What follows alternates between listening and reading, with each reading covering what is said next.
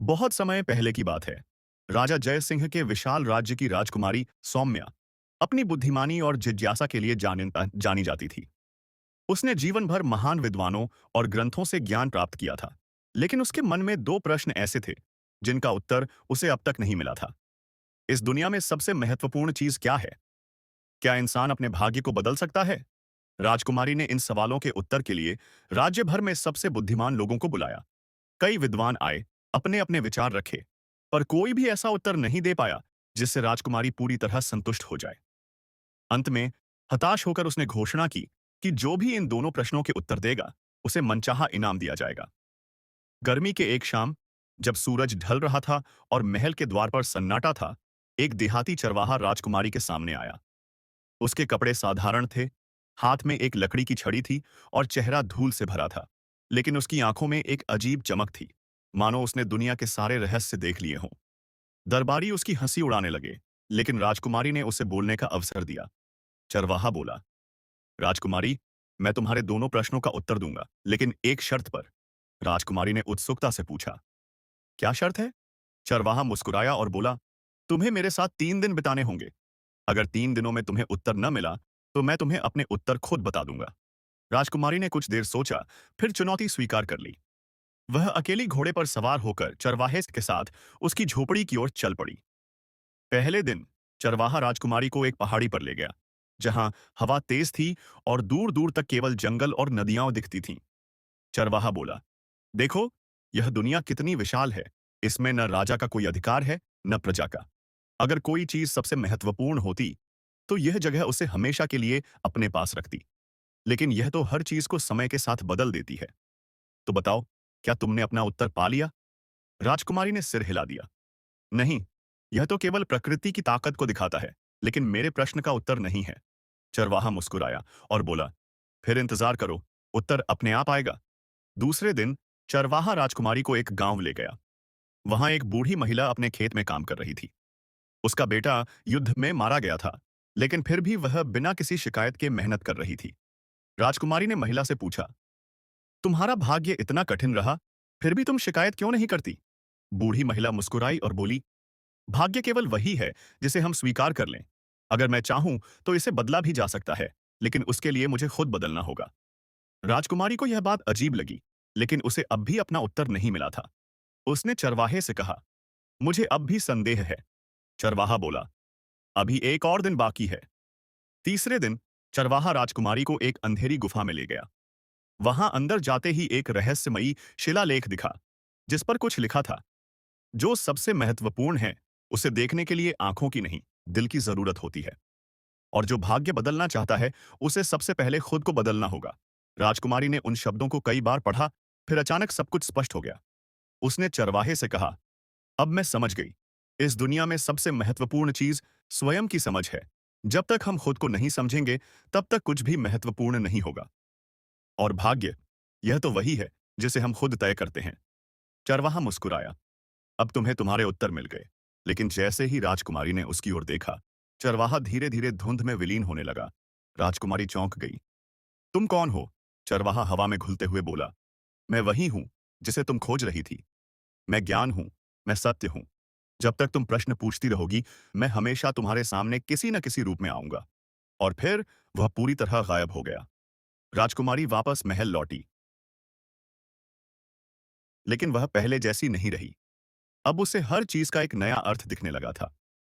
उसने ज्ञान के महत्व को समझा, लेकिन यह भी जाना कि केवल ज्ञान ही सब कुछ नहीं है, बल्कि उसका सही उपयोग ही असली बुद्धिमानी है। उसने राज्य में नई नीतियां लागू की, जहां केवल शिक्षा नहीं बल्कि आत्म जागरूकता और समझ को भी महत्व दिया गया। और इस तरह एक साधारण चरवाहा, जो वास्तव में कोई साधारण व्यक्ति नहीं था, राजकुमारी को वह उत्तर दे गया जिसकी वह बरसों से खोज कर रही थी। लेकिन क्या वह सच में एक देहाती चरवाहा था, या फिर कोई सिद्ध महात्मा, या फिर महज एक कल्पना जो तब जन्म लेती है जब हम सच्चाई की तलाश करते हैं? यह कोई नहीं जानता। लेकिन एक बात तय थी, जो भी सत्य की खोज में निकलेगा, उसे अपना चरवाहा किसी न किसी रूप में जरूर मिलेगा। राजकुमारी ने अपने जीवन में ज्ञान और आत्म जागरूकता का महत्व समझ लिया था। लेकिन उसके मन में अब भी एक सवाल था, क्या वह चरवाहा सच में अस्तित्व में था, या वह केवल उसकी चेतना का एक हिस्सा था? कुछ महीनों बाद जब वह अपने महल की छत पर बैठी थी, एक सैनिक घबराया हुआ उसके पास आया। महारानी, हमें जंगल के पास एक साधु मिला है जो कहता है कि उसे आपसे मिलना है। आप साम मिलना है। राजकुमारी का दिल तेजी से धड़कने लगा। क्या वह फिर से वही चरवाहा था? जब राजकुमारी जंगल पहुंची तो उसने देखा कि वही पुराना चरवाहा एक पेड़ के नीचे बैठा था, लेकिन इस बार उसके कपड़े पहले से अधिक सफेद और चमकदार लग रहे थे। उसके चेहरे पर अजीब सा तेज था, मानो वह अब साधारण मनुष्य नहीं बल्कि कोई दिव्य शक्ति बन चुका हो। राजकुमारी ने धीमे स्वर में पूछा, तुम वापस आ गए? चरवाहा मुस्कुराया, मैं कभी गया ही नहीं था। मैं तो हमेशा यहीं था, लेकिन तुमने मुझे देखना बंद कर दिया था। लेकिन तुम सच में कौन हो? राजकुमारी का धैर्य अब जवाब देने लगा था। चरवाहा कुछ पल के लिए चुप रहा, फिर उसने कहा, क्या तुम सच में जानना चाहती हो? राजकुमारी ने सिर हिला दिया। तभी अचानक चरवाहे का शरीर चमकने लगा। चारों तरफ एक रहस्यमयी रोशनी फैल गई। राजकुमारी को ऐसा लगने लगा कि वह किसी दूसरी दुनिया में खड़ी है। उसकी आंखों के सामने बीते हुए दृश्य तैरने लगे। राज्य का निर्माण, उसके पूर्वजों की कहानियां, और फिर एक अजीब दृश्य जिसमें वह खुद एक सामान्य लड़की थी जो वर्षों पहले जंगल में खो गई थी। और फिर उसे एक चौंकाने वाली सच्चाई पता चली। वह खुद भी कभी एक साधारण लड़की थी जिसे एक महात्मा ने गोद लिया था और इस महल में राजकुमारी बना दिया था। चरवाहा धीरे से बोला, तुम्हारे पास हमेशा उत्तर थे, लेकिन तुमने उन्हें खोजने की कोशिश नहीं की। जब तक तुम अपने अतीत को स्वीकार नहीं करोगी, तब तक तुम अपने भविष्य को नहीं बदल सकती। राजकुमारी को याद आया कि उसके बचपन की बहुत सी यादें धुंधली थीं। क्या यह सच था? क्या वह वास्तव में किसी और की संतान थी? और अगर हाँ, तो फिर यह चरवाहा कौन था? उसकी आंखों में आंसू आ गए। उसने कांपते हुए स्वर में कहा, तो फिर तुम कौन हो? चरवाहा धीरे से मुस्कुराया और केवल इतना कहा, जो भी सत्य की खोज करता है, मैं उसे रास्ता दिखाने आता हूं। और जब वह सच्चाई को समझ लेता है, तो मैं चला जाता हूं। अब तुम्हें मेरी जरूरत नहीं है। इतना कहकर चरवाहा हवा में घुलने लगा और फिर अचानक गायब हो गया। राजकुमारी चौंक कर खड़ी हो गई। जंगल शांत था। वहां कोई नहीं था। क्या यह सब असली था या फिर यह केवल उसके मन का भ्रम था? लेकिन जब उसने अपनी मुट्ठी खोली, तो उसमें एक छोटा सा चमकता पत्थर था, ठीक वैसा ही जैसा उसने चरवाहे के पास देखा था। अब सवाल यह था, क्या चरवाहा फिर कभी लौटेगा? या फिर वह अब भी कहीं मौजूद था, बस किसी और रूप में? या फिर वह हमेशा से उसके भीतर ही था? एक नया अध्याय, रहस्यमयी पत्थर का रहस्य। राजकुमारी अपनी हथेली में चमकते पत्थर को घूरती रही। यह कोई साधारण पत्थर नहीं था। यह गर्म था, मानो उसमें कोई शक्ति थी। उसकी रोशनी धीरे धीरे धड़क रही थी, जैसे कोई जीवित चीज सांस ले रही हो। वह महल लौट आई, लेकिन अब वह पहले जैसी नहीं थी। उसके मन में हजारों सवाल उठ रहे थे। क्या यह पत्थर किसी जादू का हिस्सा है, या यह सिर्फ चरवाहे की कोई निशानी है? उस रात जब वह महल के पुस्तकालय में बैठी थी, उसने प्राचीन ग्रंथों को पढ़ना शुरू किया। अचानक उसे एक पुरानी किताब मिली जिसका नाम था भाग्य के पत्थर। किताब में लिखा था कि सदियों पहले एक महात्मा ने अपने ज्ञान और शक्ति को एक पत्थर में बंद कर दिया था। यह पत्थर केवल उसे ही मिलता था जो सच की तलाश में होता। जो भी इस पत्थर को समझ लेगा, वह अपने भाग्य को बदल सकेगा, ऐसा लिखा था। राजकुमारी की सांसें तेज हो गईं। क्या यही वही पत्थर है?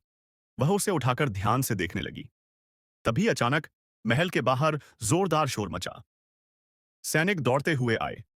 महारानी, जंगल में एक रहस्यमयी शक्ति देखी गई है। वहां रोशनी का एक बड़ा गोला मंडरा रहा है।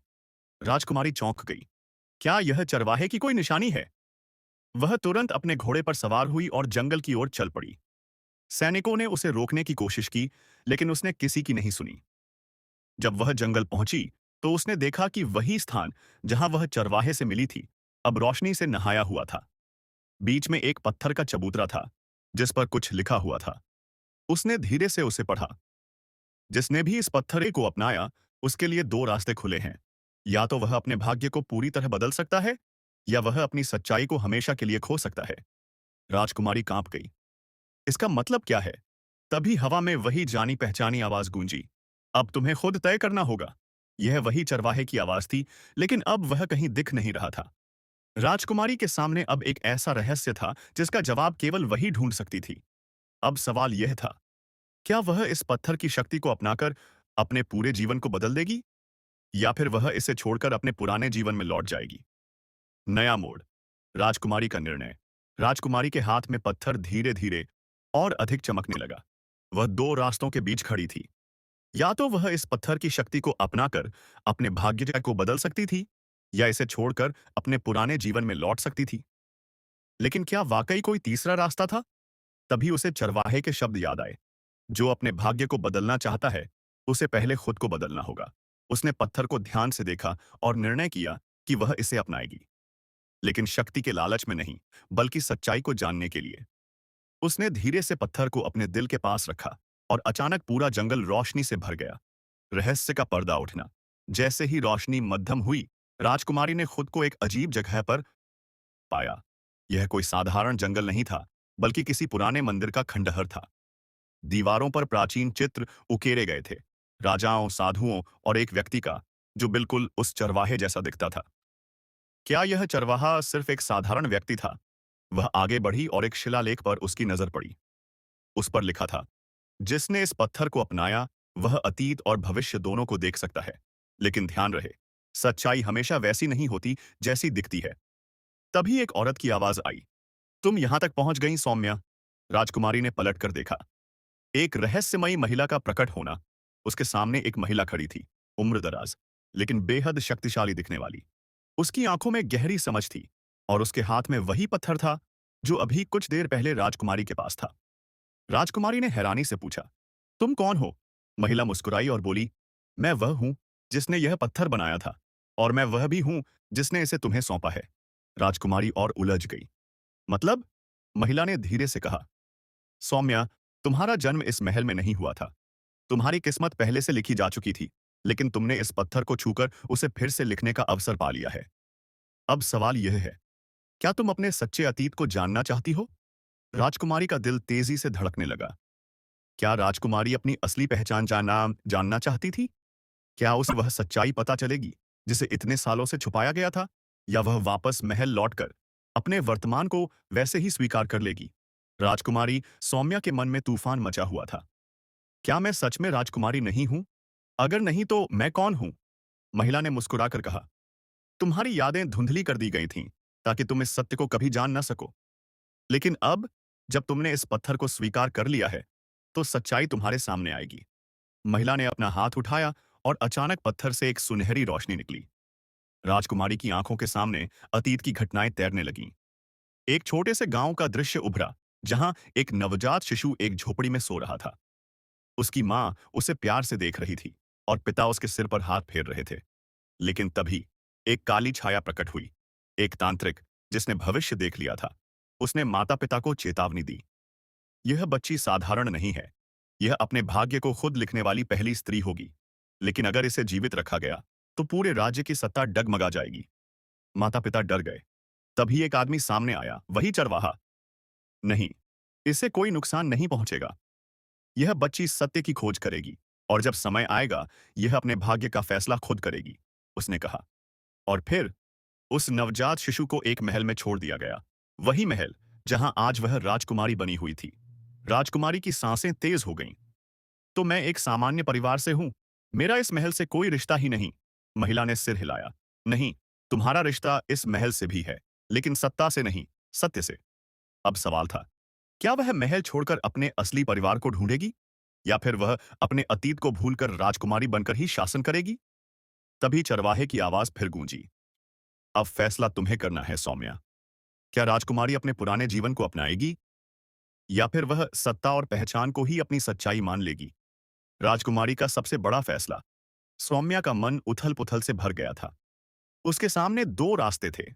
एक, जिसमें वह अपनी असली पहचान अपनाकर महल और अपनी शाही पहचान को छोड़ दे, और दूसरा, जिसमें वह राजकुमारी बनी रहे, लेकिन झूठे अतीत के साथ। महिला ने उसकी उलझन को भांप लिया और कहा, याद रखो, सच को अपनाना आसान नहीं होता, लेकिन जो अपने सच को स्वीकार करता है, वही वास्तविक शक्ति प्राप्त करता है। सौम्या की आंखों में आंसू आ गए। उसने अपना पूरा जीवन यह सोचकर बिताया था कि वह एक राजकुमारी है, लेकिन अब उसे पता चला कि उसका असली परिवार कहीं और है। क्या मेरे माता-पिता जिंदा हैं? उसने कांपती आवाज में पूछा। महिला ने उसकी ओर गहराई से देखा और धीरे से कहा, हाँ, लेकिन उनका भाग्य भी तुम्हारे निर्णय पर निर्भर करता है। सौम्या के मन में हजारों सवाल उठ रहे थे। अगर मेरे माता पिता जीवित हैं तो वे कहाँ हैं और मैं उनसे इतने सालों तक दूर क्यों रही? महिला ने एक गहरी सांस ली और कहा, वे जिंदा हैं, लेकिन कैद में। कैद में? सौम्या के होश उड़ गए। हाँ, महिला बोली, राजमहल के ही किसी व्यक्ति ने तुम्हारे माता पिता को बंदी बना लिया था ताकि तुम कभी अपनी असली पहचान तक न पहुंच सको। सौम्या के भीतर क्रोध की ज्वाला भड़क उठी। कौन है वह व्यक्ति? महिला ने एक आईने की ओर इशारा किया। देखो और खुद पता करो। राजमहल के भीतर छिपा विश्वासघात। जैसे ही सौम्या ने आईने में झांका, उसकी आंखें फटी रह गईं। वही राजा जिसे उसने अपना पिता माना था, वही जिसने उसे बड़े प्यार से पाला था, वही व्यक्ति असली गुनहगार था। आईने में दिख रहा था कि महल की एक गुप्त काल कोठरी में एक वृद्ध पुरुष और महिला बेड़ियों में जकड़े हुए थे। उनकी आंखों में दर्द था, लेकिन उनमें अब भी आशा की लौ जल रही थी। सौम्या का पूरा शरीर सिहर उठा। तो राजा को पता था कि मैं उसकी संतान नहीं हूं? महिला ने सिर हिलाया। हाँ, उसने तुम्हें इसलिए अपनाया ताकि वह भविष्य में तुम्हारे माध्यम से अपनी सत्ता को और मजबूत कर सके। वह जानता था कि तुम्हारी असली पहचान सामने आने से उसका सिंहासन खतरे में पड़ जाएगा। सौम्या की मुट्ठियां भींच गईं। मैं अपने माता पिता को बचाऊंगी, लेकिन उसके बाद क्या? क्या मैं राजा के खिलाफ जाऊं? क्या मैं इस महल की सत्ता को खत्म कर दूं? महिला ने गंभीर स्वर में कहा, यह निर्णय केवल तुम्हारा है, लेकिन ध्यान रखना, शक्ति और न्याय के बीच का अंतर समझना सबसे जरूरी होता है। अब सवाल था, क्या सौम्या अपने असली माता पिता को बचाने के लिए राजा के खिलाफ युद्ध छेड़ेगी, या वह कोई और रास्ता चुनेगी जिससे बिना खून खराबे के सच्चाई सामने आ जाए? महल में अब भी अंधकार छाया हुआ था, लेकिन सौम्या ने ठान लिया था कि वह इस अंधकार को हमेशा के लिए मिटा देगी। न्याय की लड़ाई शुरू।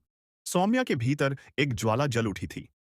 उसने तय कर लिया था, अब वह अपने माता पिता को किसी भी हालत में बचाएगी और राजा के छल का पर्दाफाश करेगी। लेकिन यह आसान नहीं था।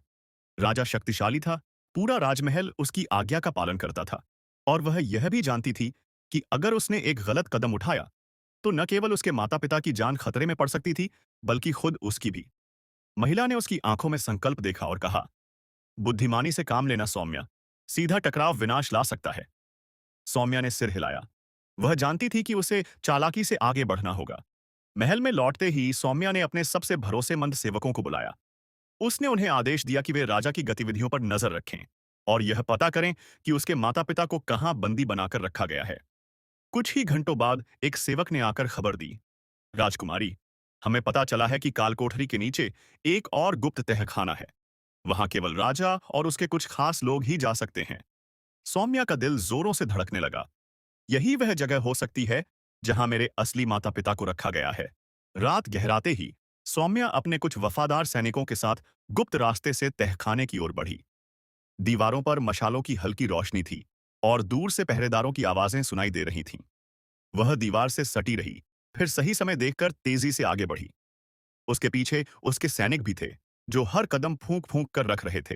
अंततः वे एक भारी लोहे के दरवाजे तक पहुंच गए। सौम्या ने धीरे से कान लगाया और अंदर से कमजोर आवाजें सुनी। मुझे यकीन है वह आएगी, वह हमें बचाने आएगी। सौम्या का दिल भर आया। यह उसकी मां की आवाज थी। उसने संकेत दिया और उसके सैनिकों ने दरवाजे को तोड़ दिया। अंदर के दृश्य ने उसकी आंखों में आंसू ला दिए। दो लोग, जर्जर हालत में, जंजीरों में जकड़े हुए, लेकिन फिर भी उनके चेहरों पर उम्मीद थी। मां, पिता! सौम्या दौड़कर उनके पास पहुंची। दोनों की आंखों में अविश्वास और फिर अपार खुशी झलकने लगी। सौम्या, तुम सच में हो? लेकिन इससे पहले कि वे आजाद हो पाते, पीछे से तेजी से कदमों की आवाज ऐसा दांव सी। सौम्या ने तलवार निकाल ली, लेकिन वह जानती थी कि वह ज्यादा देर तक नहीं टिक पाएगी। उसके कुछ सैनिक गिर चुके थे और राजा के सैनिकों की संख्या अधिक थी। तभी महल के सबसे बड़े द्वार पर एक और धमाका हुआ। गांव के लोग और राजमहल के कुछ वफादार सैनिक, जो सौम्या की सच्चाई जान चुके थे, अब उसकी मदद के लिए आ चुके थे। युद्ध छिड़ चुका था, लेकिन अब सवाल यह था, क्या सौम्या राजा को बेनकाब कर पाएगी, या राजा एक और छल करके अपनी सच्चाई छुपा लेगा? महल में युद्ध। सौम्या बनाम राजा। महल के गलियारे युद्ध के मैदान में बदल चुके थे। तलवारों की टकराहट गूंज रही थी। सैनिकों की चीखें माहौल में घुल चुकी थीं। सौम्या अपने माता पिता को बचाकर महल से बाहर निकालना चाहती थी, लेकिन राजा के सैनिकों ने चारों ओर घेरा डाल दिया था। राजा खुद भी अपने शाही कवच में वहां आ पहुंचा। उसके चेहरे पर क्रोध था, लेकिन आंखों में हल्का भय झलक रहा था। तो तुमने आखिरकार सच्चाई जान ही ली सौम्या, राजा गर्जा। लेकिन यह मत भूलो कि मैं ही वह व्यक्ति हूं जिसने तुम्हें पाला पोसा, और यह महल मेरी जागीर है। तुम्हारी असली पहचान तुम्हें यहाँ की रानी नहीं बना सकती। सौम्या ने तलवार कसकर पकड़ ली। मुझे तुम्हारी दी हुई झूठी पहचान नहीं चाहिए। मैं अपना भाग्य खुद लिखूंगी। राजा मुस्कुराया और एक इशारा किया। अचानक महल की छत से कुछ विशालकाय लोहे की जंजीरें नीचे गिर पड़ीं। यह राजा का जाल था। वह चाहता था कि सौम्या और उसके साथी इन जंजीरों में उलझ जाएं, ताकि वे बच न सकें। सौम्या फुर्ती से किनारे हट गई, लेकिन उसके कुछ सैनिक फंस गए। इससे पहले कि राजा हमला कर पाता, सौम्या ने अपनी तलवार से एक मशाल गिराई। जलती हुई मशाल उन जंजीरों से टकराई और आग तेजी से फैलने लगी। राजा पीछे हटने लगा। तुम यह क्या कर रही हो? अगर आग बढ़ी तो पूरा महल जल जाएगा। सौम्या की आंखों में निडरता थी।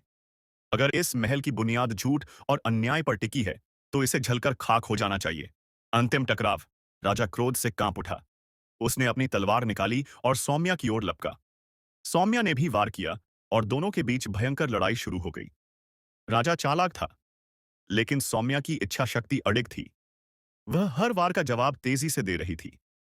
कुछ ही देर में राजा के हाथ से तलवार छिटक गई और सौम्या की तलवार उसकी गर्दन के पास आ पहुंची। अब यह युद्ध खत्म हो चुका है राजा, तुम्हारा समय समाप्त हुआ, सौम्या ने कहा। राजा ने घबराकर इधर उधर देखा। उसके अपने सैनिक भी अब उसे छोड़कर भाग रहे थे। वह पूरी तरह अकेला पड़ चुका था। न्याय की जीत। सौम्या ने राजा को बंदी बनाने का आदेश दिया। महल में आग तेजी से फैल रही थी, लेकिन सौम्या के साथी और गांव के लोग मिलकर उसे बुझाने में लग गए। कुछ ही घंटों में राजा की क्रूर सत्ता समाप्त हो चुकी थी। गांव के लोग और महल के वफादार सैनिकों ने सौम्या को नई रानी घोषित कर दिया। लेकिन सौम्या ने कहा, मैं रानी नहीं बनना चाहती। मैं लोगों की सेवा करना चाहती हूँ, लेकिन किसी सिंहासन पर बैठकर नहीं, बल्कि उनके साथ रहकर। एक नई शुरुआत। सौम्या अपने माता पिता के साथ अपने असली गांव लौट गई। वहां के लोग खुशी से झूम उठे। उसने अपने ज्ञान और शक्ति का उपयोग कर गांव को एक समृद्ध राज्य में बदल दिया, जहां किसी के साथ अन्याय न हो। और इस तरह एक झूठ के महल से निकलकर सौम्या ने सच्चाई और न्याय का नया इतिहास रच दिया। सौम्या ने महल की सत्ता को त्याग कर गांव को अपना घर बना लिया।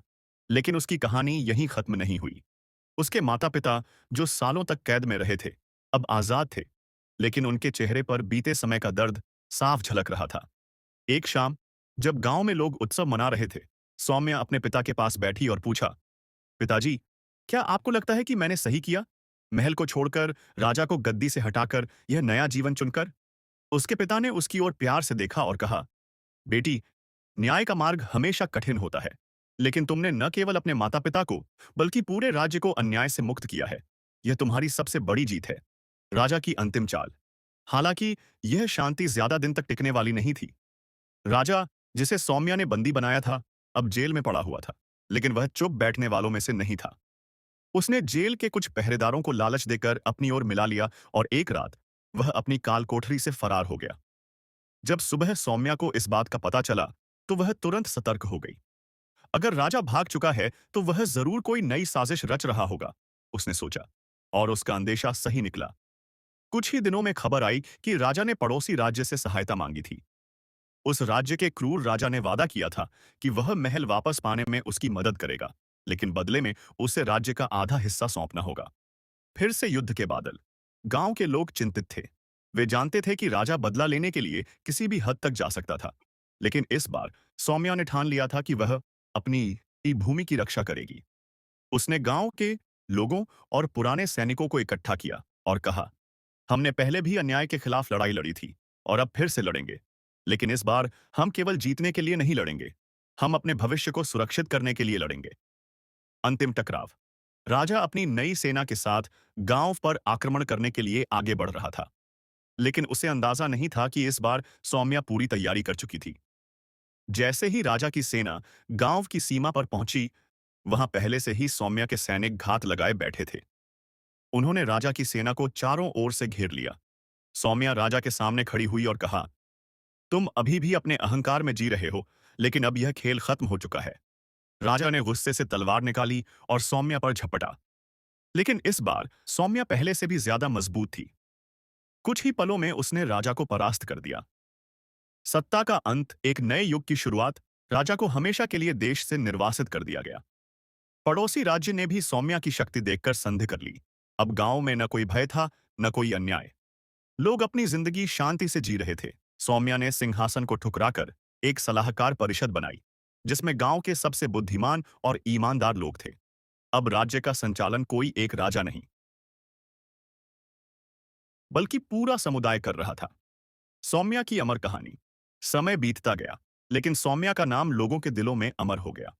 उसने दिखा दिया कि असली शक्ति तलवार में नहीं, सतूप पर सिखाई है, बल्कि सत्य, साहस और न्याय में होती है। और इस तरह एक चरवाहे की बेटी ने न केवल अपने भाग्य को बदला, बल्कि पूरे राज्य का भविष्य भी नया रूप दे दिया। राज्य में अब शांति थी, लेकिन सौम्या के मन में एक नया सपना जन्म ले चुका था। वह जानती थी कि केवल युद्ध जीतने से असली बदलाव नहीं आता। असली बदलाव तब होता है जब लोग शिक्षित और आत्मनिर्भर बनते हैं। उसने फैसला किया कि अब वह राज्य को ज्ञान और विकास के मार्ग पर ले जाएगी। उसने राज्य भर में स्कूल खुलवाए ताकि हर बच्चा शिक्षा पा सके। किसानों को नई तकनीकों से खेती करना सिखाया जाने लगा। व्यापारियों को ईमानदारी और पारदर्शिता का महत्व समझाया गया। और सैनिकों को यह सिखाया गया कि तलवार से ज्यादा महत्वपूर्ण विवेक और न्याय होता है। धीरे धीरे राज्य में एक नई क्रांति आने लगी। अब यह सिर्फ एक सामान्य राज्य नहीं रहा, बल्कि पूरे देश में इसे सबसे आदर्श और न्यायप्रिय स्थान के रूप में देखा जाने लगा। एक अप्रत्याशित मुलाकात। एक दिन जब सौम्या अपने गांव के पास एक स्कूल का दौरा कर रही थी, तो एक अजनबी उससे मिलने आया। वह एक वृद्ध साधु जैसा दिखता था, जिसकी आंखों में गहरी समझदारी झलक रही थी। सौम्या ने उसका अभिवादन किया और पूछा, आप कौन हैं और मुझसे क्या चाहते हैं? वृद्ध मुस्कुराया और बोला, मैं वही व्यक्ति हूं जिसने तुम्हारे माता पिता को वर्षों पहले बचाया था, जब राजा ने उन्हें मारने की योजना बनाई थी। सौम्या हैरान रह गई। उसने कभी नहीं सोचा था कि उसके माता पिता को बचाने वाला कोई रहस्यमय व्यक्ति होगा। लेकिन आपने तब हमें क्यों नहीं बताया? सौम्या ने पूछा। साधु ने गहरी सांस ली और कहा, क्योंकि तब समय सही नहीं था। लेकिन अब मैं तुम्हें एक और सच्चाई बताने आया हूं। तुम्हारा सफर अभी खत्म नहीं हुआ है। तुम्हारे राज्य से भी बड़ा एक रहस्य है, जो सदियों से छिपा हुआ है। एक नया रहस्य। अगला अध्याय शुरू। सौम्या की उत्सुकता बढ़ गई। कैसा रहस्य? उसने पूछा। साधु ने इशारा किया कि वह उसके साथ एक विशेष स्थान पर चले। सौम्या कुछ विश्वासपात्र सैनिकों और अपने सलाहकारों के साथ उसके पीछे पीछे चल दी। वे जंगलों और पहाड़ों को पार करते हुए एक गुफा तक पहुंचे। वहां साधु ने एक पुरानी पांडुलिपि निकाली, जिस पर प्राचीन भाषा में कुछ लिखा था। यह उस खोए हुए ज्ञान की कुंजी है, जिसे राजा ने सदियों पहले नष्ट करने की कोशिश की थी। यह ज्ञान पूरे संसार को बदल सकता है, लेकिन यह बहुत खतरनाक भी है। क्या तुम तैयार हो इसे जानने के लिए? साधु ने गंभीर स्वर में पूछा। सौम्या ने गहरी सांस ली। वह जानती थी कि एक बार फिर वह एक ऐसे सफर पर निकलने वाली है जो आसान नहीं होगा। लेकिन यह उसका स्वभाव था, सत्य और न्याय की खोज में कभी पीछे न हटना। उसने साधु की ओर देखा और मुस्कुराकर कहा, मैं हमेशा तैयार हूं।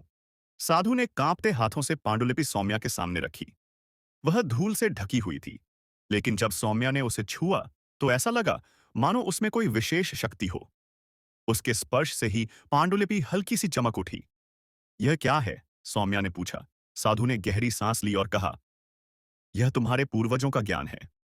इसमें ऐसे रहस्य छिपे हैं जो पूरे राज्य को एक नए युग में ले जा सकते हैं। लेकिन इसके गलत हाथों में जाने से भयानक विनाश भी हो सकता है। सौम्या ने पांडुलिपि को खोलने की कोशिश की, लेकिन उसके अक्षर किसी अज्ञात भाषा में थे।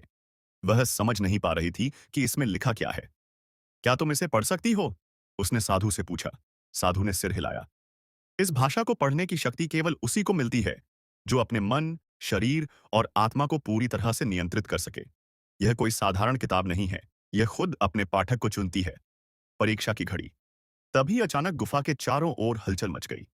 हवा तेजी से चलने लगी और ऐसा लगा जैसे कोई अदृश्य शक्ति वहां जाग उठी हो। पांडुलिपि के पन्ने खुद ब खुद पलटने लगे और उसमें से एक रहस्यमयी रोशनी निकली, जो सीधे सौम्या के माथे पर पड़ी। अचानक सौम्या को एक अलग ही दुनिया दिखाई देने लगी। वह खुद को एक विशाल प्राचीन सभ्यता के बीच खड़ा हुआ पा रही थी। वहां ऊंचे ऊंचे महल थे। लोग अलग अलग तरह की रहस्यमयी शक्तियों का उपयोग कर रहे थे। और एक सिंहासन पर एक रानी बैठी थी, जिसका चेहरा सौम्या से मिलता जुलता था। रानी ने सौम्या की ओर देखा और कहा, तुम यहां हो, इसका मतलब है कि समय आ गया है। एक छिपी हुई सच्चाई। सौम्या घबरा गई। यह सब क्या है? तुम कौन हो? रानी ने मुस्कुराकर कहा, मैं तुम्हारे पूर्वजों में से एक हूं। यह राज्य कभी सिर्फ तलवारों की शक्ति से नहीं चलता था, बल्कि सच्चे ज्ञान और आध्यात्मिक शक्तियों से चलता था। लेकिन एक विश्वासघात के कारण यह ज्ञान लुप्त हो गया और हमारे वंशज अज्ञानता में जीने लगे। सौम्या को धीरे धीरे एहसास होने लगा कि यह केवल एक सपना नहीं था, बल्कि यह उसकी नियति से जुड़ा हुआ था। रानी आगे बोली, अब यह तुम्हारी जिम्मेदारी है कि तुम इस खोए हुए ज्ञान को पुनः प्राप्त करो और इसे सही तरीके से उपयोग करो। लेकिन याद रखना, तुम्हारे शत्रु भी जाग चुके हैं। नए दुश्मनों का आगमन। अचानक सौम्या की दृष्टि वापस लौट आई और वह फिर से गुफा में थी। लेकिन अब माहौल पहले से ज्यादा भयानक हो चुका था। गुफा के द्वार पर कुछ रहस्यमयी लुसैल लोगों की परछाइयां दिखने लगीं। वे काले लबादे पहने हुए थे और उनकी आंखों में एक अजीब सी चमक थी। साधु का चेहरा गंभीर हो गया। वे आ गए हैं। वे इसे रोकने की कोशिश करेंगे। सौम्या ने तलवार कसकर पकड़ ली। तो फिर हमें तैयार रहना होगा। गुफा के बाहर युद्ध छिड़ने ही वाला था और सौम्या जानती थी कि यह केवल एक लड़ाई नहीं, बल्कि एक नई यात्रा की शुरुआत थी। एक ऐसी यात्रा जो न केवल राज्य के भविष्य को बदल देगी, बल्कि इतिहास को भी नए सिरे से लिखेगी। गुफा के बाहर खड़े रहस्यमयी लोग धीरे धीरे अंदर आने लगे। उनकी आंखों में एक अजीब सी चमक थी, मानो वे इंसान न होकर कोई और ही शक्ति हो। सौम्या ने तलवार निकाल ली, लेकिन साधु ने उसका हाथ पकड़ लिया। तलवार से नहीं, मन की शक्ति से लड़ो, साधु ने फुसफुसाते हुए कहा। सौम्या को समझ नहीं आया कि वह क्या कहना चाहता है, लेकिन तभी उन लोगों में से एक ने आगे बढ़कर कहा, तुम नहीं जानती कि तुमने क्या खोल दिया है। यह पांडुलिपि तुम्हारे लिए नहीं है। इसे हमें सौंप दो, वरना तुम्हें इसका अंजाम भुगतना पड़ेगा। सौम्या ने दृढ़ता से कहा, यह ज्ञान सभी के लिए है, न कि किसी लालची ताकत के लिए। मैं इसे तुम्हें कभी नहीं दूंगी। पहला बार। इतना सुनते ही वे काले लबादे वाले लोग हवा में तैरने लगे। उनके हाथों से नीली सी रोशनी निकली, जो सीधे सौम्या की ओर बढ़ी। सौम्या झुककर बच गई, लेकिन गुफा की दीवारें इस ऊर्जा से हिलने लगीं। साधु ने जल्दी से सौम्या को पांडुलिपि पकड़ाई और कहा, इसे खोलो और इसके भीतर की शक्ति को महसूस करो। सौम्या ने कांपते हाथों से पांडुलिपि खोली और जैसे ही उसने उसे ध्यान से देखा, उसके भीतर की भाषा समझ में आने लगी। वह हैरान रह गई। यह वही भाषा थी जो उसने सपने में देखी थी। सौम्या पढ़ो, साधु चिल्लाया। प्राचीन मंत्र का प्रभाव। सौम्या ने पांडुलिपि में लिखे मंत्र को जोर से पढ़ा। जैसे ही उसके शब्द हवा में गूंजे, पूरी गुफा में एक सुनहरी रोशनी फैल गई। अचानक उन रहस्यमयी लोगों की शक्ति कमजोर होने लगी। वे अपनी जगह जम गए, मानो कोई अदृश्य शक्ति उन्हें रोक रही हो। उनमें से सबसे बड़ा आदमी गुर्राया, यह असंभव है। यह शक्ति अभी भी जीवित है। सौम्या को अब एहसास हुआ कि यह सिर्फ एक पांडुलिपिस नहीं, बल्कि एक दिव्य ग्रंथ था, जो केवल न्यायप्रिय व्यक्ति को अपनी शक्ति देता था। उसने मंत्र को और जोर से पढ़ा और देखते ही देखते वे लोग दर्द से चिल्लाने लगे। उनके काले लबादे हवा में जलने लगे और वे धुएं में बदलकर गायब हो गए। शांति या एक नई चुनौती। गुफा शांत हो गई।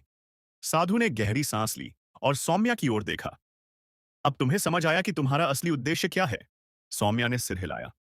यह सिर्फ मेरा राज्य नहीं, बल्कि पूरी दुनिया का खोया हुआ ज्ञान है। लेकिन अगर ये लोग इसे चाहते थे, तो इसका मतलब है कि और भी शत्रु होंगे। साधु ने मुस्कुराकर कहा, और इसलिए तुम्हें अपनी यात्रा जारी रखनी होगी। यह केवल शुरुआत है। अगला कदम। सौम्या ने पांडुलिपि को अपने पास रखा और गुफा से बाहर निकली। सूर्य की पहली किरण पहाड़ों के पीछे से झांक रही थी, मानो यह संकेत दे रही हो कि एक नया युग शुरू हो चुका है। लेकिन उसके मन में सवाल थे। अगर यह ज्ञान इतना महत्वपूर्ण था, तो इसे छिपाने की जरूरत क्यों पड़ी? और ये लोग कौन थे जो इसे चुराना चाहते थे? उसने गहरी सांस ली और मन ही मन तय किया, अब वह सत्य की खोज में निकलेगी, चाहे इसके लिए उसे पूरी दुनिया क्यों न घूमनी पड़े। सौम्या के मन में अब सवालों का तूफान था। उसने कभी नहीं सोचा था कि उसके जीवन का रास्ता इस ओर मुड़ जाएगा। वह एक साधारण राजकुमारी से एक योद्धा बनी, फिर अब एक सत्य खोजी बन रही थी। लेकिन यह केवल शुरुआत थी। साधु ने उसे बताया कि यह पांडुलिपि केवल एक हिस्सा थी। दुनिया में और भी कई गुप्त ग्रंथ थे, जिनमें शक्तिशाली रहस्य छिपे थे। लेकिन इन रहस्यों की खोज आसान नहीं थी। तुम्हें दूर दूर तक यात्रा करनी होगी, उन स्थानों को खोजना होगा जहां ये गुप्त ज्ञान छिपा है। सौम्या ने अपने कुछ विश्वसनीय साथियों को इकट्ठा किया। उसने अपने प्रधान सेनापति अर्जुन, अपने सबसे बुद्धिमान सलाहकार वेदांत और अपनी बचपन की दोस्त और योद्धा अनाया को बुलाया। हम एक लंबी यात्रा पर जा रहे हैं, सौम्या ने कहा। जो चाहे वो मेरे साथ आ सकता है, लेकिन यह आसान सफर नहीं होगा। सबने एक स्वर में हामी भरी। पहला सुराग, दक्षिण का रहस्य। साधु ने बताया कि पहला सुराग दक्षिण दिशा में स्थित एक प्राचीन मंदिर में छिपा था। यह मंदिर सदियों से वीरान पड़ा था और वहां जाने वाले लोग कभी वापस नहीं लौटते थे। सौम्या और उसकी टोली घोड़ों पर सवार होकर दक्षिण की ओर रवाना हुई। कई दिनों तक वे पहाड़ों, नदियों और घने जंगलों को पार करते रहे। धीरे धीरे माहौल बदलने लगा। हवा में एक अजीब सी ठंडक थी और जंगल का सन्नाटा डरावना लग रहा था। यह जगह अजीब लग रही है, अनाया ने फुसफुसाते हुए कहा। कोई भी पक्षी या जानवर क्यों नहीं दिख रहा? अर्जुन ने अपनी तलवार कसकर पकड़ ली। हमें सतर्क रहना होगा। यह जगह जितनी शांत दिख रही है, उतनी ही खतरनाक भी हो सकती है। मंदिर के अंदर का अंधेरा। आखिरकार वे उस प्राचीन मंदिर के सामने पहुंचे। मंदिर बहुत बड़ा और भव्य था, लेकिन पूरी तरह खंडहर में बदल चुका था। उसके दरवाजे जंग लगे थे और दीवारों पर अजीब अजीब चित्र बने हुए थे। ऐसे चित्र जो किसी अनजान भाषा में कुछ कह रहे थे। जैसे ही सौम्या ने दरवाजे को छुआ, वह खुद ब खुद खुल गया। अंदर घना अंधेरा था। हवा ठंडी और भारी लग रही थी, मानो वहां सदियों से कोई सोया पड़ा हो और अब जागने वाला हो। तैयार रहो, सौम्या ने धीरे से कहा और अपनी मशाल जलाई।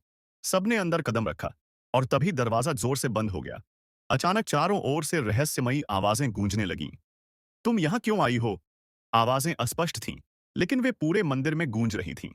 सौम्या और उसकी टोली ने तलवारें निकाल लीं, लेकिन उन्हें कुछ दिखाई नहीं दे रहा था। तभी अचानक दीवारों पर बने चित्र रोशनी से चमकने लगे और वहां उकेरी गई आकृतियां हिलने लगीं। ऐसा लगा मानो वे चित्र जीवित हो रहे हों। एक नई चुनौती। सौम्या ने पांडुलिपि को कसकर पकड़ लिया। उसे महसूस हुआ कि यहां भी कोई शक्ति काम कर रही थी और यह कोई सामान्य मंदिर नहीं था। यह एक जाल था जिसे तोड़ना आसान नहीं होगा। अचानक जमीन कांपने लगी। सामने के पत्थर हटने लगे और वहां एक विशाल द्वार प्रकट हुआ। उसके भीतर एक गहरी खाई थी, जिसके दूसरी ओर एक सुनहरी मूर्ति रखी थी। साधु के शब्द सौम्या के कानों में गूंजने लगे। सत्य की खोज आसान नहीं। यह केवल उन्हें मिलेगा जो अपनी सबसे बड़ी परीक्षा में पास होंगे। सौम्या ने गहरी सांस ली। यह उसकी असली परीक्षा थी। सौम्या की सांसें तेज हो गईं। उसके सामने खुला द्वार किसी अंधकारमय रहस्य की तरह लग रहा था। उसकी आंखें सुनहरी मूर्ति पर टिक गईं, लेकिन उस तक पहुंचने के लिए उन्हें खाई पार करनी थी। यह खाई साधारण नहीं लग रही। वेदांत ने दीवारों पर बने प्राचीन संकेतों को पढ़ते हुए कहा। यहां लिखा है कि जिसने भी इस खाई को पार करने की कोशिश की, वह कभी वापस नहीं लौटा। अर्जुन ने अपनी मशाल आगे बढ़ाई, लेकिन उसकी लौ उस खाई के पास पहुंचते ही बुझ गई। वहां एक अदृश्य ताकत काम कर रही थी। रहस्यमयी पहेली। तभी मंदिर की दीवारों पर उकेरी गई मूर्तियों में से एक हिलने लगी। वह पत्थर से बनी एक योद्धा की मूर्ति थी, लेकिन उसकी आंखों में गहरी लाल चमक थी। परीक्षार्थी, अगर तुम्हें आगे बढ़ना है, तो तुम्हें मेरी पहेली का उत्तर देना होगा, मूर्ति गर्जी। सौम्या ने आंखें बंद की और गहरी सांस ली। पूछो, उसने दृढ़ता से कहा। मूर्ति आगे बढ़ी और बोली, ऐसी कौन सी चीज है जो बिना हिलाए भी यात्रा करती है और बिना बोले भी कहानी कहती है? वेदांत ने फौरन उत्तर देने की कोशिश की। हवा? मूर्ति चिल्लाई और मंदिर की दीवारें हिलने लगीं। गलत उत्तर, मूर्ति गर्जी। बुद्धिमत्ता की परीक्षा। अर्जुन ने तलवार कसकर पकड़ ली। हम इसे क्यों न तोड़ दें? लेकिन सौम्या ने उसे रोक दिया। यह कोई युद्ध की परीक्षा नहीं है। यह हमारी बुद्धिमत्ता की परीक्षा है। उसने सोचा, क्या चीज बिना हिले यात्रा कर सकती है और बिना बोले कहानी कह सकती है? फिर उसे ध्यान आया। एक किताब। मूर्ति एक पल के लिए चुप हो गई। फिर उसकी लाल आंखें शांत हो गईं। सही उत्तर, मूर्ति बोली और खाई के ऊपर एक अदृश्य पुल प्रकट हो गया। सुनहरी मूर्ति का रहस्य। सौम्या और उसकी टोली ने सावधानी से पुल पार किया। जब वे सुनहरी मूर्ति के पास पहुंचे, तो वे देख सकते थे कि यह वास्तव में एक प्रतीक थी।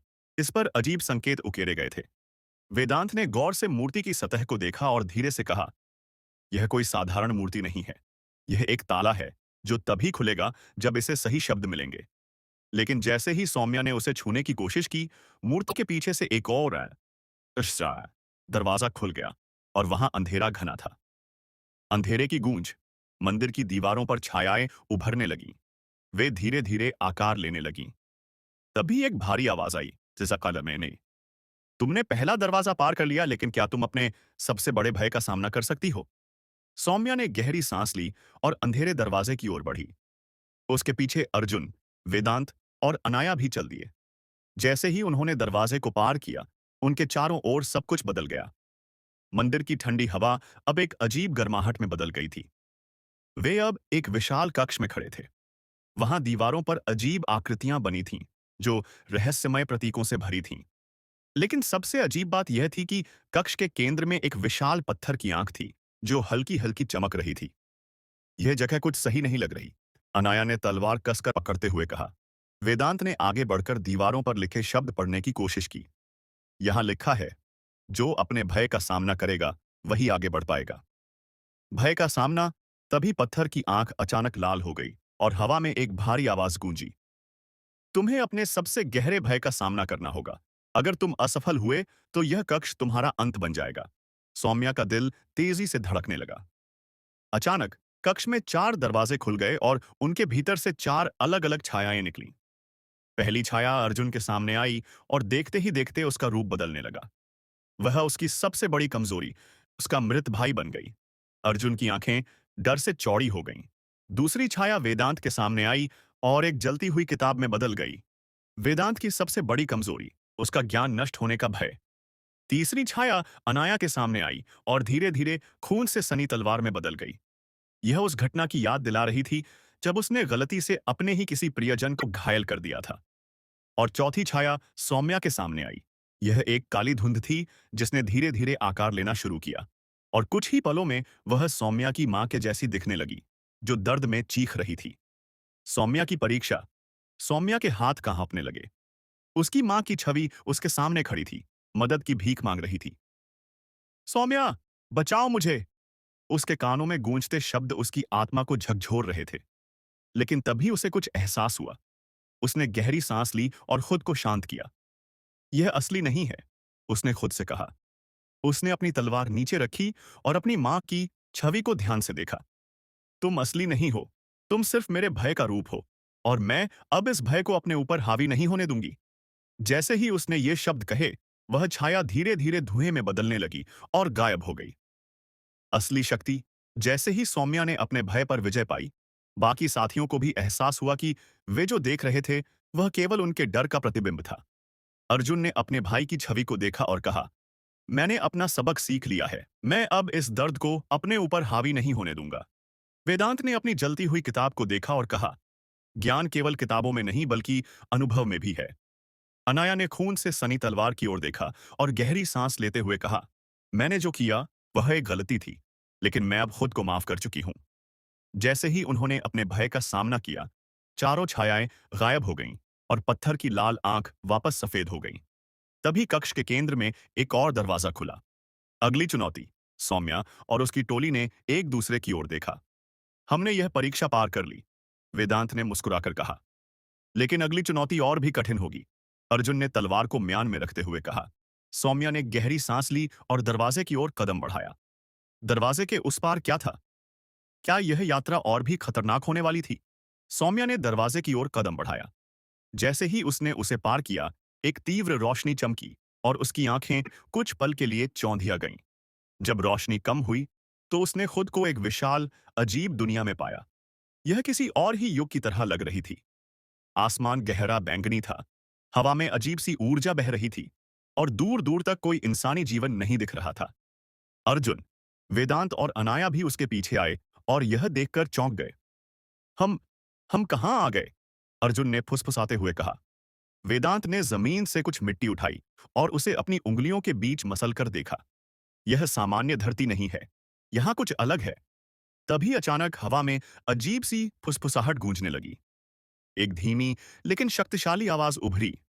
तुमने भय पर विजय प्राप्त कर ली, लेकिन यह केवल शुरुआत थी। अब तुम्हें अपने स्वयं के अस्तित्व के सवालों का सामना करना होगा। छायाओं के रखवाले। सौम्या और उसकी टोली ने चारों ओर देखा, लेकिन कोई दिखाई नहीं दिया। तभी जमीन से काले धुएं की आकृतियां उठने लगीं और धीरे धीरे उनमें आकार बनने लगे। ये किसी प्रकार के प्राचीन योद्धा थे, लेकिन उनके शरीर केवल छाया से बने थे। उनकी आंखों में नीली आग जल रही थी और उनके हाथों में तेज धार वाले लंबे भाले थे। छायाओं के रखवाले, वेदांत ने धीरे से कहा, हम शायद उनके इलाके में आ गए हैं। तभी उनमें से एक छाया आगे आई और गर्जी, केवल वे ही आगे बढ़ सकते हैं जो अपने सच्चे स्वरूप को पहचानते हैं। क्या तुम तैयार हो? सच्चे स्वरूप की खोज। अर्जुन ने तलवार निकाल ली, लेकिन सौम्या ने उसे रोका। यह युद्ध की परीक्षा नहीं है, यह कुछ और है, उसने कहा। छाया ने अपना हाथ हवा में उठाया और अचानक जमीन पर 4 दर्पण उभर आए। इन दर्पणों में कोई प्रतिबिंब नहीं था, बल्कि वे रहस्यमयी रूप से झिलमिला रहे थे। इनमें झांको और अपने वास्तविक स्वरूप को पहचानो, लेकिन याद रखना, जो खुद से झूठ बोलेगा उसे यह दुनिया हमेशा के लिए निगल लेगी। सौम्या, अर्जुन, वेदांत और अनाया ने एक दूसरे की ओर देखा। उनके पास कोई और रास्ता नहीं था। वे धीरे धीरे अपने अपने दर्पण की ओर बढ़े और उसमें झांका। दर्पण में छुपा सत्य। जैसे ही सौम्या ने दर्पण में झांका, उसे इससे उसमें अपना अतीत दिखाई दिया। एक छोटी बच्ची जो अपने पिता के साथ तलवारबाजी सीख रही थी। फिर अचानक दृश्य बदला और वह खुद को महल के गुप्त कक्ष में खड़ी देख सकी, जहां उसकी मां एक रहस्यमयी ग्रंथ पढ़ रही थी। यह क्या है? उसने खुद से पूछा। फिर दर्पण में उसकी मां की छवि ने उसकी ओर देखा और कहा, सौम्या, तुम केवल एक राजकुमारी नहीं हो, तुम कुछ और हो। तुम एक ऐसी शक्ति की उत्तराधिकारी हो जो सदियों से छुपाई गई है। गुप्त विरासत। सौम्या के दिमाग में एक झटका सा लगा। उत्तराधिकारी? किस शक्ति की? लेकिन इससे पहले कि वह कुछ और देख पाती, दर्पण काले धुएं में बदल गया और हवा में घुल गया।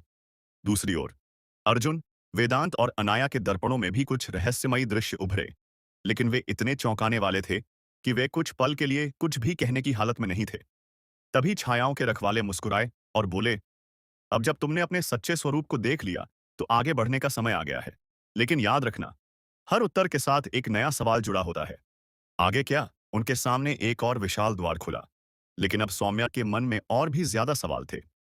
अगर मैं सिर्फ एक राजकुमारी नहीं हूं, तो मैं कौन हूं? मेरी मां क्या छुपा रही थी? यह शक्ति क्या है जिसकी उत्तराधिकारी मैं हूं? सौम्या ने गहरी सांस ली और आगे बढ़ी। सौम्या के कदम भारी हो गए थे। उसके मन में सवालों का तूफान उठ रहा था। अगर वह केवल एक राजकुमारी नहीं थी, तो वह कौन थी? उसकी मां कौन सा रहस्य छुपा रही थी? जैसे ही उन्होंने नए द्वार को पार किया, वे एक विशाल प्राचीन कक्ष में आ गए।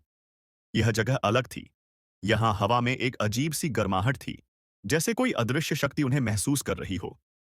कक्ष के केंद्र में एक विशाल पत्थर का सिंहासन था, जिस पर सुनहरे अक्षरों में कुछ लिखा था। वेदांत ने धीरे से पढ़ा, जो अपनी विरासत को पहचानता है, वही इसे स्वीकार करने योग्य होता है। तभी हवा में हलचल हुई और उनके सामने एक आकृति प्रकट हुई। यह एक लंबा, चमकीले वस्त्रों में लिपटा हुआ व्यक्ति था, जिसकी आंखें धधकती हुई आग जैसी चमक रही थीं। सौम्या, तुम आखिरकार यहां तक पहुंच ही गई, वह गहरी आवाज में बोला। रहस्योद्घाटन। सौम्या ने अपने डर को काबू में रखते हुए पूछा, तुम कौन हो और तुम मेरा इंतजार क्यों कर रहे थे? वह व्यक्ति मुस्कुराया, मैं तुम्हारे पूर्वजों का रक्षक हूं और यह स्थान तुम्हारा ही है। सौम्या की सांसें अटक गईं। मेरा? लेकिन मैं तो सिर्फ एक राजकुमारी हूं। नहीं, उस व्यक्ति की आवाज गूंजी। तुम सिर्फ एक राजकुमारी नहीं हो। तुम अग्निवंशी वंश की अंतिम उत्तराधिकारी हो। एक ऐसे वंश की जिसकी शक्ति को छुपाने के लिए इतिहास के पन्नों से मिटा दिया गया था। तुम्हारी मां आखिरी थी जिसने इस शक्ति को सुरक्षित रखा, और अब तुम्हारी बारी है। अग्निवंशी वंश का रहस्य। सौम्या को विश्वास नहीं हो रहा था। लेकिन मैंने कभी अपने वंश के बारे में ऐसा कुछ नहीं सुना। वेदांत ने कक्ष की दीवारों पर बने चित्रों को देखते हुए कहा, शायद इसलिए क्योंकि इसे जानबूझकर छुपाया गया था। सौम्या ने सिंहासन के पास जाकर उकेरे गए शब्दों को छुआ। अचानक पूरा कक्ष तेज रोशनी से भर गया और दीवारों पर चित्र सजीव हो उठे। उन्होंने देखा, सैकड़ों साल पहले एक महान युद्ध हुआ था। अग्निवंशी योद्धा अपनी अद्भुत शक्तियों के कारण अपराजेय थे, लेकिन उनकी शक्ति के लालच में कई साम्राज्यों ने उन्हें खत्म करने की साजिश रची। अंततः राजकुमारी की मां ने वंश की शक्ति को छुपाने का निर्णय लिया और इसे अगली पीढ़ी के लिए सुरक्षित कर दिया। परछाइयों का हमला। लेकिन इससे पहले कि सौम्या इस सच को पूरी तरह समझ पाती, अचानक पूरा कक्ष हिलने लगा। हमारे पास समय कम है, वह रहस्यमयी व्यक्ति बोला। तुम्हें अपनी शक्ति को स्वीकार करना होगा, वरना अंधकार तुम्हें खत्म कर देगा। सौम्या कुछ कहने ही वाली थी कि तभी दरवाजे के पीछे से गहरी काली परछाइयां उठने उठने लगीं। वे आ गए। अर्जुन ने तलवार निकालते हुए कहा। वेदांत ने जल्दी से मंत्र पढ़े और रक्षा के लिए एक ऊर्जा ढाल बनाई। लेकिन परछाइयां और ज्यादा शक्तिशाली हो रही थीं। वे हवा में आकार ले रही थीं और उनमें से एक ने सौम्या की ओर बढ़ते हुए कहा, हमें वह शक्ति दे दो जो तुम्हारे भीतर छिपी है। सौम्या ने अपनी मुट्ठियां भींच लीं। अब यह सिर्फ एक यात्रा नहीं थी, यह एक युद्ध था। एक ऐसा युद्ध जो सदियों से नियति ने तय कर रखा था। परछाइयां और भी तेजी से बढ़ने लगीं। उनके आंखों में जलती हुई लाल चमक थी। कक्ष में अंधकार फैलने लगा और हवा भारी हो गई। अर्जुन और अनाया अपने हथियार संभाल चुके थे, लेकिन वेदांत जानता था कि यह कोई सामान्य युद्ध नहीं था। सौम्या का दिल तेजी से धड़कने लगा। उसके भीतर कुछ अजीब सा महसूस हो रहा था, एक गर्माहट जो उसकी रगों में दौड़ रही थी। शक्ति को पहचानो सौम्या, रहस्यमयी व्यक्ति की आवाज गूंजी। तुम्हारी मां ने इसे तुम्हारे भीतर छुपाया था, अब इसे जागने दो। लेकिन सौम्या उलझन में थी। कैसे? तभी एक परछाई तेजी से उस पर झपटी। सौम्या ने अपनी बाहें ऊपर उठाई, लेकिन जैसे ही परछाई ने उसे छूने की कोशिश की, उसकी हथेलियों से एक सुनहरी लौ निकल पड़ी। परछाई चीखते हुए हवा में भस्म हो गई। अग्निवंशी शक्ति का जन्म। सबकी आंखें चौड़ी हो गईं। यह क्या था? सौम्या ने अपनी जलती हुई हथेलियों को देखते हुए कहा। वेदांत चौंक गया। तुम अग्निवंशी शक्ति की उत्तराधिकारी हो। यह तुम्हारी असली ताकत है। युद्ध की शुरुआत अब खत्म करने का समय आ गया। सौम्या ने अपनी हथेली उठाई और एक जलती हुई लौ हवा में तैर गई। जैसे ही वह लौ परछाइयों से टकराई, वे झलकर राख में बदलने लगीं। अर्जुन और अनाया भी हमले करने लगे, जबकि वेदांत ने रक्षात्मक मंत्रों से कक्ष को सुरक्षित किया। एक एक कर परछाइयां खत्म होती गईं, लेकिन तभी सबसे बड़ी परछाई आगे बढ़ी। तुम सोचती हो कि यह युद्ध जीत लिया? उसकी आवाज गहरी और डरावनी थी। यह तो सिर्फ शुरुआत है। अचानक पूरा कक्ष हिलने लगा। दीवारें दरारों से भर गईं और जमीन के नीचे से काले धुएं की लपटें उठने लगीं। नियति का फैसला। रहस्यमयी व्यक्ति ने सौम्या की ओर देखा। अब आखिरी फैसला तुम्हारा है। अगर तुम इसे खत्म नहीं करोगी, तो यह तुम्हारा अंत कर देगा। सौम्या ने घूरकर परछाई को देखा। मैं अपने पूर्वजों की विरासत को खोने नहीं दूंगी, उसने गरजते हुए कहा। उसकी दोनों हथेलियां एक साथ जल उठीं और उसने पूरी ताकत से आग का एक भयंकर तूफान छोड़ा। परछाई चीखते हुए भस्म हो गई और उसके साथ ही कक्ष की दीवारों पर बनी रहस्यमयी लिपियां चमक उठीं।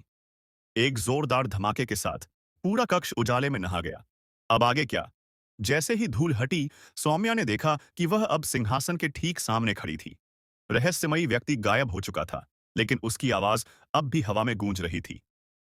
तुमने अपनी ताकत पहचान ली है, लेकिन यह यात्रा अभी खत्म नहीं हुई। असली युद्ध अब शुरू होगा। सौम्या ने गहरी सांस ली। अब वह जान चुकी थी कि उसकी नियति क्या थी। परछाइयों के पीछे छुपे अंधकार से लड़ना और अपने वंश की शक्ति को फिर से जागृत करना। लेकिन क्या वह इसके लिए तैयार थी?